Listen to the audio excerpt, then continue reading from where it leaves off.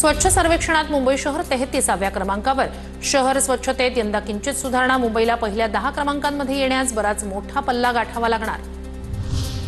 राष्ट्रीय महामार्गांवरील वृक्ष लागवडीची तपासणी करणार। समृद्धी महामार्गावर एकूण 33,65,000 वृक्ष लागवड केली जाणार। आतापर्यंत 21 लाख वृक्ष लागवड केल्याची माहिती।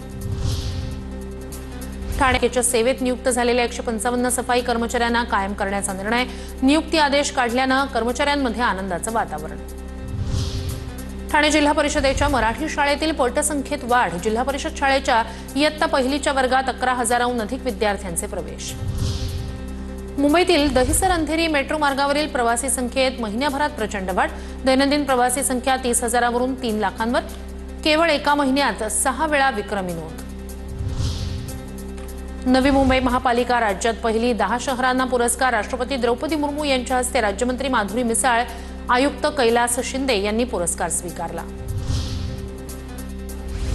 केडीएमसी औषध घोटाळा प्रकरणी शासनाच्या निधीतून आलेली लाखो रुपयांची औषधं नष्ट करण्यासाठी केडीएमसीच्या डम्पिंग ग्राउंडवर परवानगी न घेताच औषधं नष्ट करण्याच्या हालचाली। आयुक्तांकडून चौकशीचे आदेश। वसई विरार महापालिकेचे आयुक्त अनिल कुमार पवार यांची बदली तर MM सूर्यवंशी यांची नवे आयुक्त प्रशासक म्हणून नियुक्ती। नवी मुंबई शहर आणि सिडकोच्या खारघर आणि कामोठे नोडमध्ये आज आणि उद्या पाणी बंद राहणार। नेरुळमध्ये मुख्य जलवाहिनीच्या दुरुस्तीच्या कामामुळे 18 तास पाणी पुरवठा बंद। आज सकाळी 10 ते उद्या पहाटे 4 वाजेपर्यंत पाणी बंद राहणार।